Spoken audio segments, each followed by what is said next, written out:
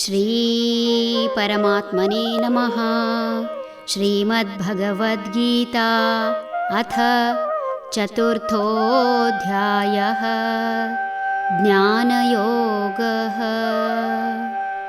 ಶ್ರೋತ್ರಾದೀನಿಂದ್ರಿಯಾಣ್ಯನ್ಯೇ ಸಂಯಮಾಗ್ನಿಷು ಜೂಹತಿ ಶಬ್ದಾದೀನ್ ವಿಷಯಾನನ್ಯೇ ಇಂದ್ರಿಯಾಗ್ನಿಷು ಜೂಹತಿ. ಕೆಲವರು ಶ್ರೋತ್ರವೇ ಮುಂತಾದ ಇಂದ್ರಿಯಗಳನ್ನು ಸಂಯಮವೆಂಬ ಅಗ್ನಿಯಲ್ಲಿ, ಮತ್ತೆ ಕೆಲವರು ಶಬ್ದವೇ ಮುಂತಾದ ಇಂದ್ರಿಯ ವಿಷಯಗಳನ್ನು ಇಂದ್ರಿಯಗಳೆಂಬ ಅಗ್ನಿಯಲ್ಲಿ ಹೋಮ ಮಾಡುತ್ತಾರೆ. ಮಾತು ಬೆಳ್ಳಿ, ಮೌನ ಬಂಗಾರ ಎಂಬುದು ಗಾದೆ ಮಾತು. ಹಾಗಂತ ಮನುಷ್ಯರು ಮಾತನಾಡದೇ ಇರಲು ಸಾಧ್ಯವಿಲ್ಲ. ಆಡಿದರೆ ಮುತ್ತಿನ ಹಾರದಂತಿರಬೇಕು ಎನ್ನುವಂತೆ ಆಡಿದ ಮಾತು ಇತರರನ್ನು ಮುದಗೊಳಿಸಿ ಮಾತನಾಡುವವರ ಮನಸ್ಸನ್ನು ಶಾಂತವಾಗಿ ಇಡುವಂತಿರಬೇಕು. ತಾಳ್ಮೆಯಿಂದ ವ್ಯವಹರಿಸಿ ಭಜನೆ, ಜಪ, ತಪಸ್ಸು ಇತ್ಯಾದಿಗಳಲ್ಲಿ ತನ್ನ ಮನಸ್ಸು ಇರಿಸಿ ಐಹಿಕ ವಿಷಯದಲ್ಲಿ ತಟಸ್ಥನಾಗಿ ಜೀವನ ನಡೆಸುವಂತಿರಬೇಕು. ಆದರೆ ಪರಿಸರದಲ್ಲಿ ಎಲ್ಲವೂ ಮನುಷ್ಯ ಎಣಿಸಿದಂತೆ ನಡೆಯುತ್ತದೆ ಎನ್ನಲಾಗದು.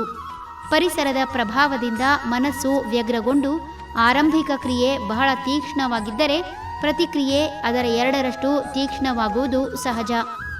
ಇಂತಹ ಸಮಯದಲ್ಲಿ ಕೆಲವರು ಸಂಯಮದಿಂದ ವ್ಯವಹರಿಸಿ ಇಂದ್ರಿಯಗಳನ್ನು ತಮ್ಮ ಹತೋಟಿಗೆ ತಂದುಕೊಳ್ಳುತ್ತಾರೆ.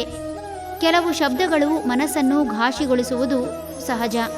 ಕಾರಣ ಕಠೋರವಾದ ಶಬ್ದಗಳು ಇಡೀ ದೇಹದ ವ್ಯವಸ್ಥೆಯನ್ನೇ ಬುಡಮೇಲು ಮಾಡಿ ಅಹಿತಕರ ಘಟನೆಗಳ ಪ್ರಚೋದನೆಗೆ ದಾರಿಯಾಗುತ್ತದೆ. ಇಂತಹ ಸಂದರ್ಭದಲ್ಲಿ ಇಂದ್ರಿಯಗಳ ಹತೋಟಿ ಮೂಲಕ ಯಾವುದೇ ಪ್ರತಿಕ್ರಿಯೆ ನೀಡದೆ ಮನೋನಿಗ್ರಹ ಮಾಡುವುದರ ಮೂಲಕ ನಾಶಗೊಳಿಸುತ್ತಾರೆ.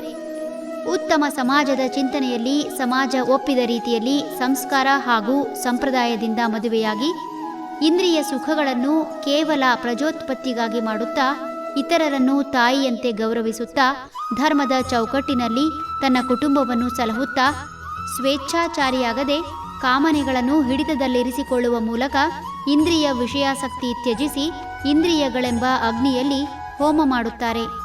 ಹರಿ ಓಂ.